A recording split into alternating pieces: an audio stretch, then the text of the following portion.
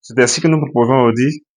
C'est un extrait du baccalauréat série D 2026 de la Côte d'Ivoire. Le plan complexe est muni d'un repère orthonommé O, U1, E2.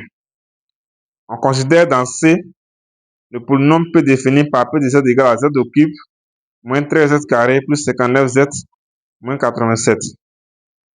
1A. Déterminer les règles A et B telles que P de Z soit égal à Z moins 3 facteur de Z carré plus AZ plus B. B. On admet que A égale à moins 10, B égale à 29.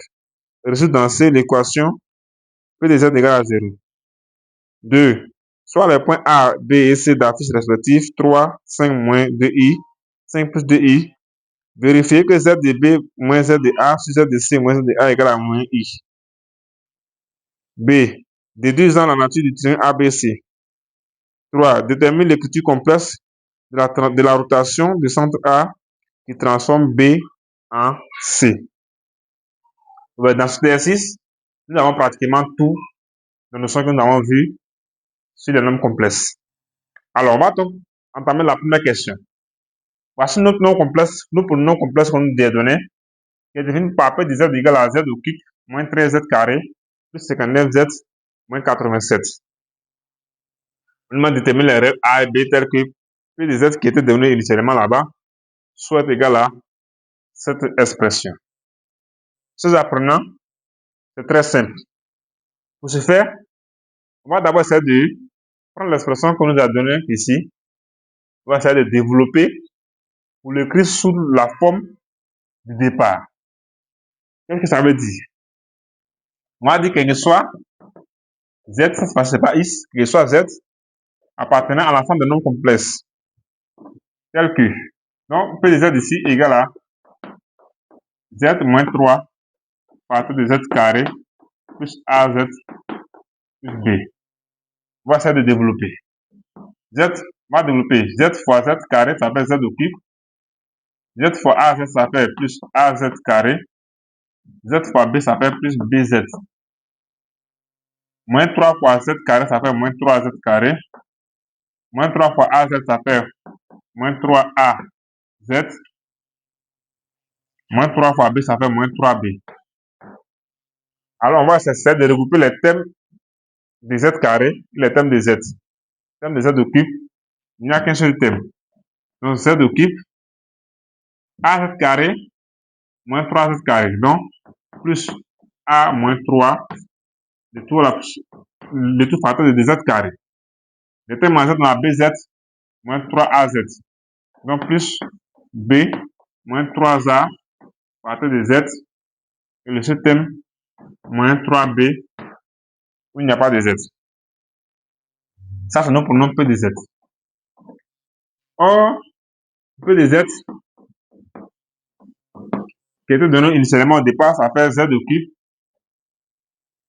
moins 13Z carré, plus 59Z, moins 87.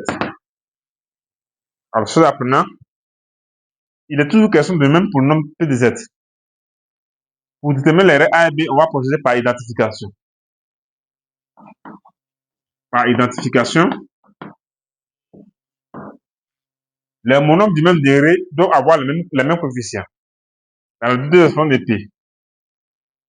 Z au cube, c'est le même coefficient 1, 1. Ça marche. Z carré doivent avoir les mêmes coefficients.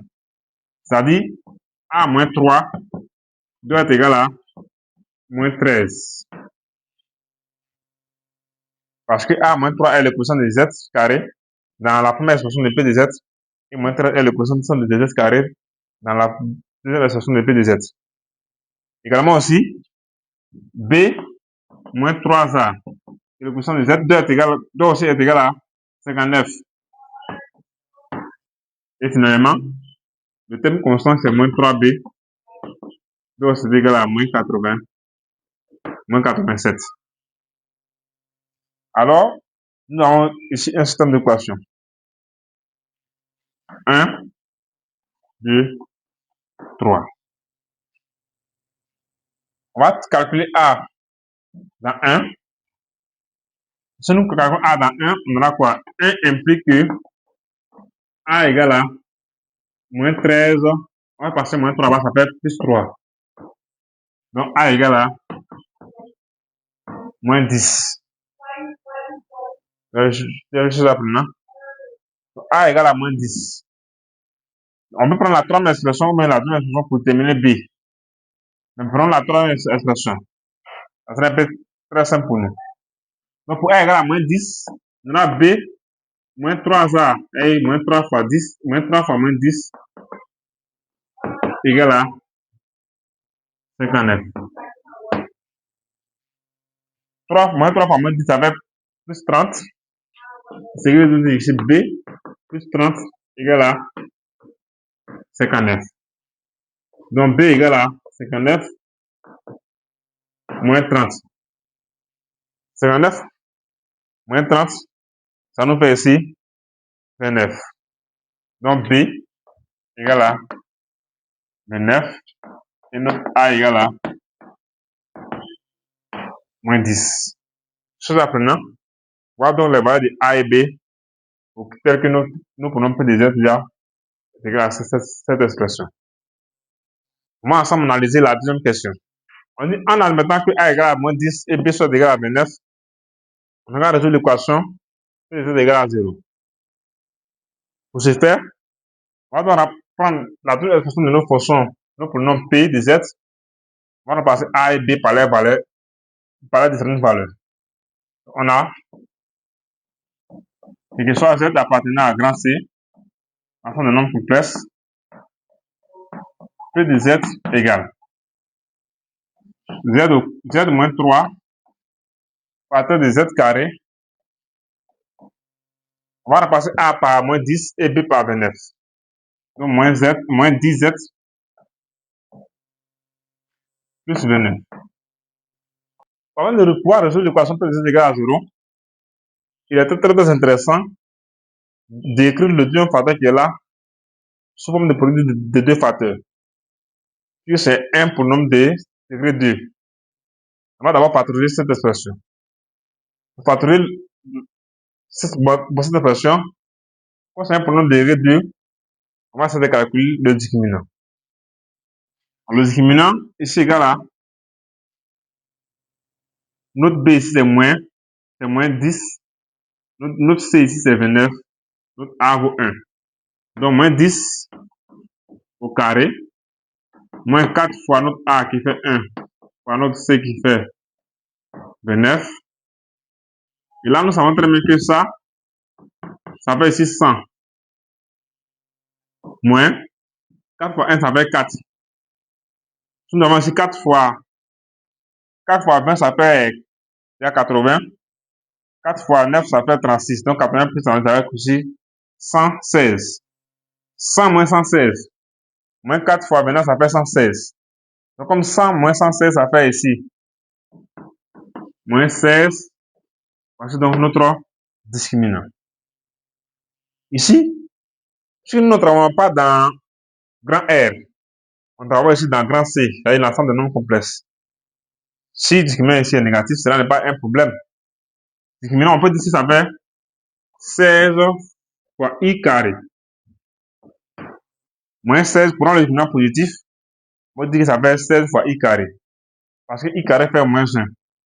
Vous avez vu. Donc, en écrivant 16 fois I carré, on peut facilement calculer le racine carré du discriminant. Donc, racine de delta, ça fait racine carré de 16 I au carré. Or, ça fait ici racine carré de 4I de tout au carré. Parce que 16, c'est le carré de 4. Donc, ici, racine de delta égale ici à 4I. Tout simplement. Alors, il existe donc quoi? Deux solutions complexes, Z1 et Z2. Telles que Z1 égale à, nos B c'est moins 10. Donc, moins B ça fait plus 10, moins racine discriminant, 4I, tout ça sur 2A. A c'est 1, 2 fois 1. Z2 égale, toujours plus 10, cette fois-ci plus racine discriminant, ça fait plus 4I sur 2 fois 1 également. Donc, au numérateur, on a 10 moins 4i sur 2. En simplifiant par 2, on va retrouver ici 5 moins 2i, comme la valeur de Z1. Ici, en simplifiant aussi par 2, 10 divisé par 2, ça fait 5, plus 4i divisé par 2, ça fait 2i. Donc, voici les solutions Z1 et Z2. Alors, on peut donc dire que nous prenons P de Z ici égale à 0, ce qui implique que on va remplacer P de Z d'abord par son expression. Z facteur de Z moins 3, Z moins 3 facteur de Z carré, moins 10Z plus 29 égale à 0. Alors, comme c'est une égalité, Z moins 3 égale à 0, ou Z carré moins 10Z plus 29 égale à 0. Vous voyez ce apprenant. Supprimer la première valeur de Z qu'on va trouver ici, on va appeler Z0. Donc, Z0 ici égale à 3, faisant partir de moins 3 là-bas, ça devient 3. Ou, on voit ici que les Z1, Z2 trouvés ici sont les deux valeurs de Z qui annulent ce pronom qui est là. Donc, ce pronom qui est là égal à 0. C'est seulement si Z égale à Z1 ou Z2. C'est-à-dire, Z1 égale à 5 moins 2i ou Z2 égale à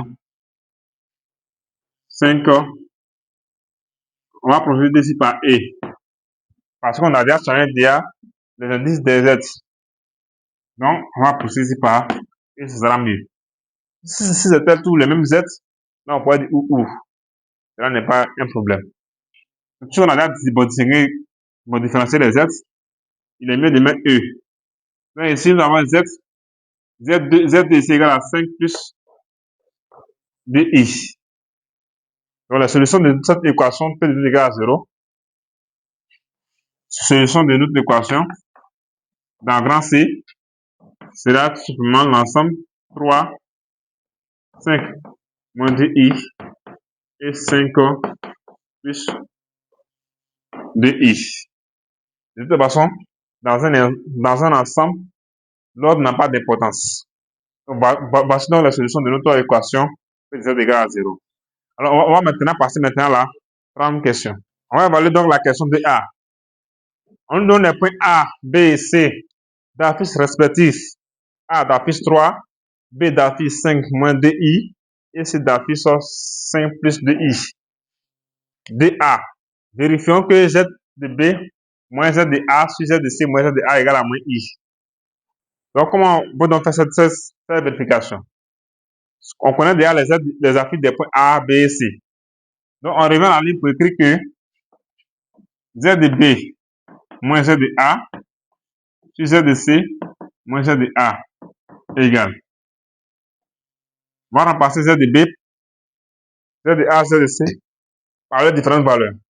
Z de B c'est 5 moins 2i, 5 moins 2i, moins Z de A c'est 3, donc moins 3. Z de C c'est 5 plus 2i, moins Z de A aussi c'est 3, donc moins 3. Et là on aura tout simplement, ça fait égal à quoi? 5 moins 3 ça fait plus 2, donc on a 2 moins 2i. 5 moins 3 ça fait toujours 2, sur 2 plus 2i. Si nous simplifions tout par 2, on a 1 moins i sur 1 plus i. Z de B moins Z de A sur Z de C moins Z de A est égal. Ici, on va essayer de procéder par expression conjuguée. On a 1 moins i facteur de 1 moins i. Quand il y a expression conjuguée, on multiplie le numérateur et le dénominateur par l'expression conjuguée du dénominateur. Or, le conjugué de 1 plus i, c'est 1 moins i.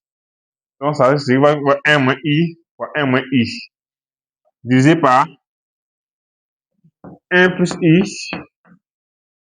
sur 1 moins I, qui est le conjugué de 1 plus I toujours. Et là, ça nous donne ici, quand on va développer le numérateur, 1 fois 1, ça fait 1.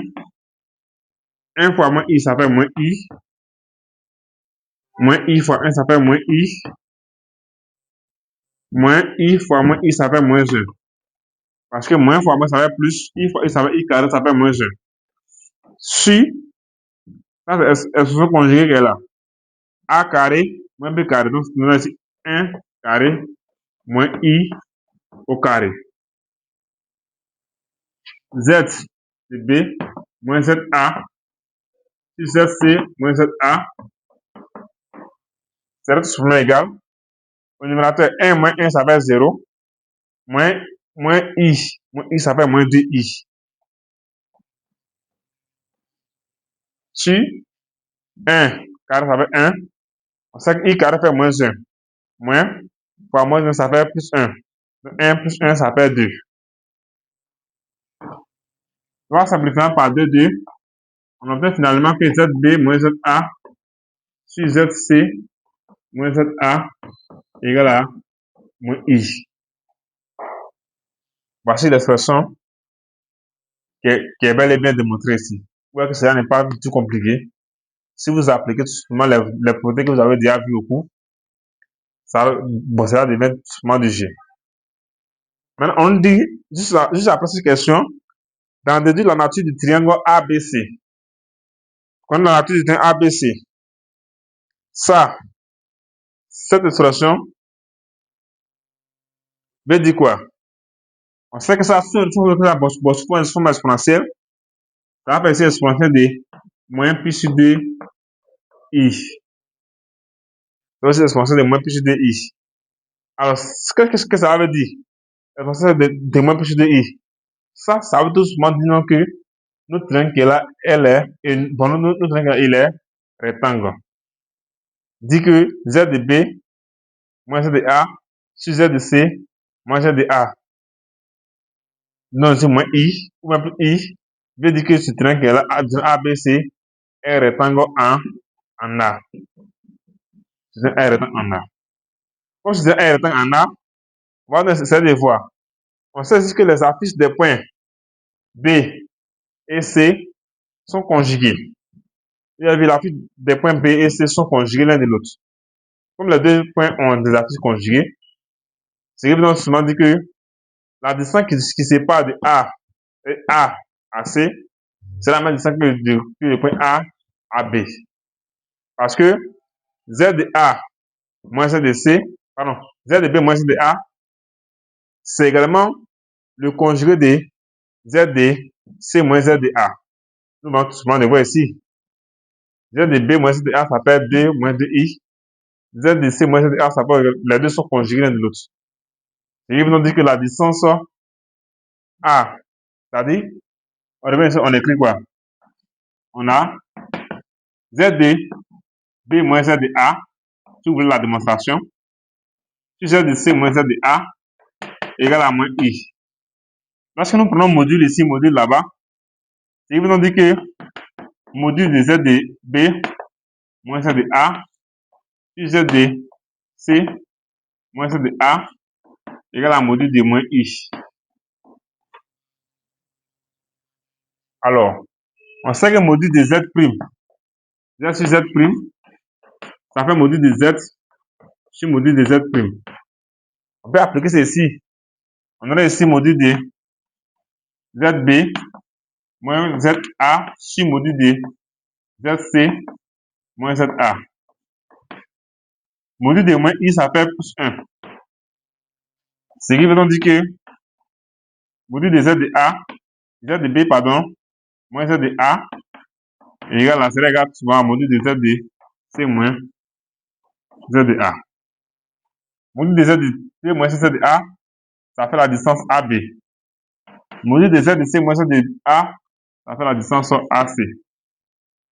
Alors, voilà pourquoi ici, dans votre cours, vous allez comprendre que Lorsque vous avez 3 points A, B, C, avec les affiches respectives données, si Z de B moins Z de A, si la fiche de C moins la fiche de A, on trouve I ou moins I, on vous dit tout simplement que vous avez un triangle rectangle isocèle, en ce point qui est là. Voici en autre terme la démonstration. Si AB égale à AC, ça veut dire que le triangle ABC est isocèle en A. Dans ce sens-là, c'est le point A qui se répète. Le triangle est isocèle, non seulement isocèle en A, mais vu que l'argument de moins I s'appelle moins plus 2, ça veut donc dire que c'est isocèle, non seulement isocèle en A, mais c'est isocèle rectangle en A. Donc, ABC est un triangle isocèle rectangle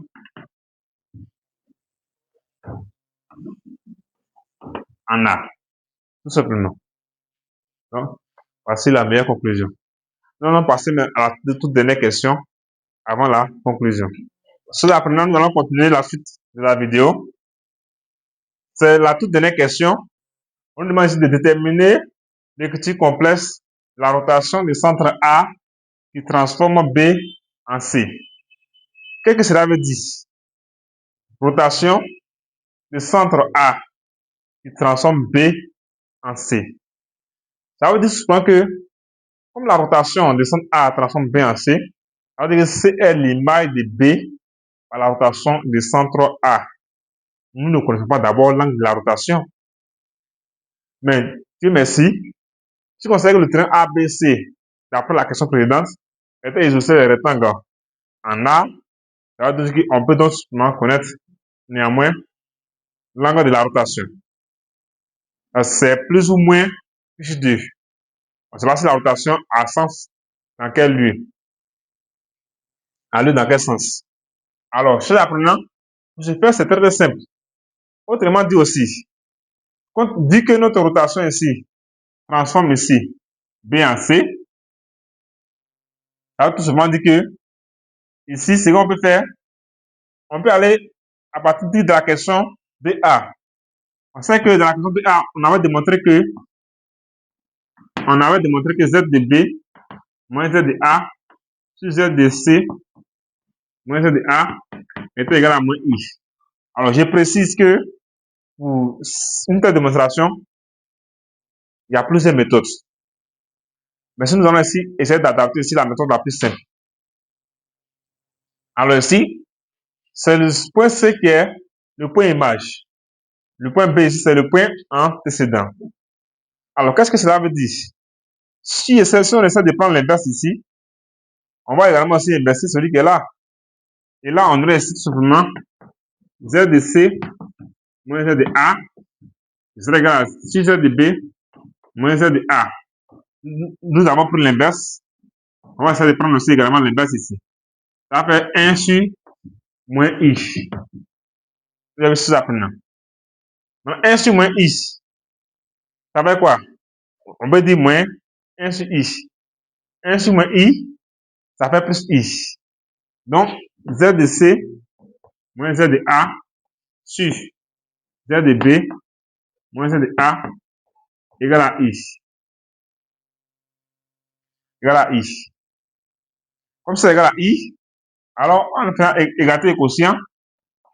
Cela veut dire que, cela veut impliquer que Z de C moins Z de A, c'est souvent égal à I facteur de Z de B moins Z de A.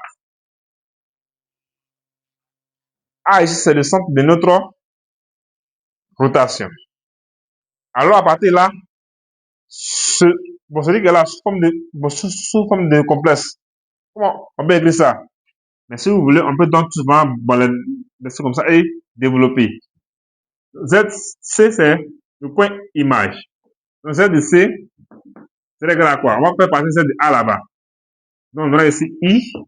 On va développer en même temps I, Z de B, qui est le point antécédent, moins I, Z de A. On fait passer Z de A là-bas, ça devient plus Z de A. Nous connaissons tous Z de A. Z est égal à 3. Donc, on aura ici Z de C égal à I fois Z de B qui est le point antécédent, plus Z de A qui est 3, moins 3i. Vu que par la rotation, c'est le point B qui se transforme en point C, donc c'est C qui est le point image. Donc on prend partir Z de cela par Z'. Et là, on a I. La fille du point précédent, on peut remplacer ça par Z plus 3 moins 3i. Voici donc le petit complexe de notre rotation de centre A.